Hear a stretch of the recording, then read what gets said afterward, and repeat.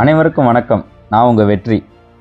இப்போ நம்ம போயிட்டுருக்க கோயில் எங்கே இருக்குன்னா, நம்ம மூவர் கோயில் பக்கத்திலேயே அமைஞ்சிருக்கிறது தான் இந்த கோயில்.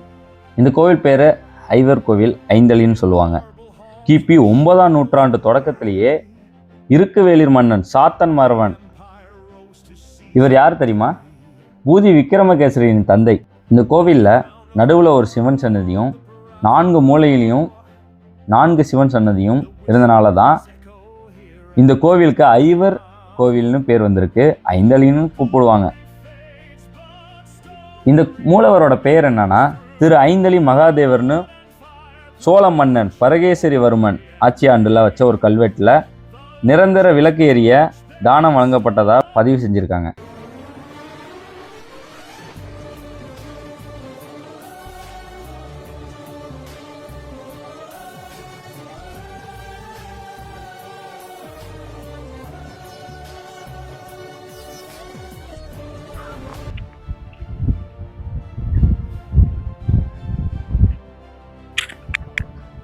இந்த கோவிலில் மிஞ்சிய சிற்பங்கள் இது ஒன்று, மிஞ்சிய கல்வெட்டுகள் இதுதான்.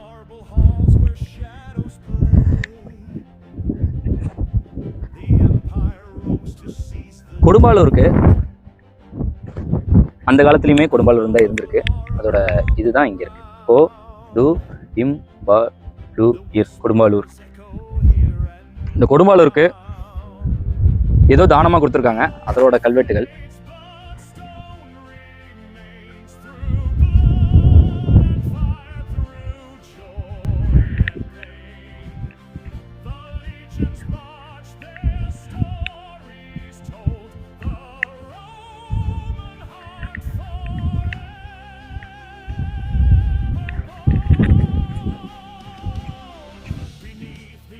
இந்த ஒரு சிற்பம் இருக்கு.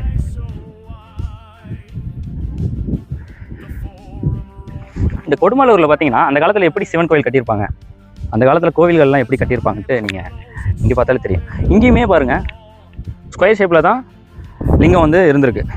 அப்பனா இது பாண்டியர்கள் காலத்துல கட்டுன மாதிரியே இருக்கு.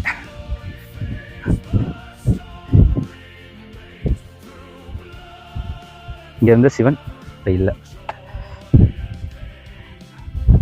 எவ்வளோ பிரசித்தி பெற்று விளங்கியிருக்கும் காலத்தில் தெரியுதுங்களா? இங்கே லாக் சிஸ்டம், இதெல்லாம் இன்டர்லாக் சிஸ்டம் தெரியுதா? எல்லா கற்கள்லையும். அப்போ அந்த காலத்தில் கோயில் எப்படி கட்டியிருப்பாங்க? இன்டர்லாக்கிங் தான். இன்டர்லாக்கிங்கில் இவ்வளோ ஸ்ட்ராங்காக இருக்குது. 1000 வருஷம் கடந்தும் மன்னர்களோட கட்டிடக்கலை தான். தெரியுதா? எல்லாத்துலேயுமே கோர்ஸ் இருக்கும். ஸோ எல்லாத்துலேயுமே அப்படியே லாக் பண்ணி தான் கோயிலை கட்டியிருக்காங்க. கொடும்பாலூர் வந்தீங்கன்னா அதோட இதை பார்க்கலாம்.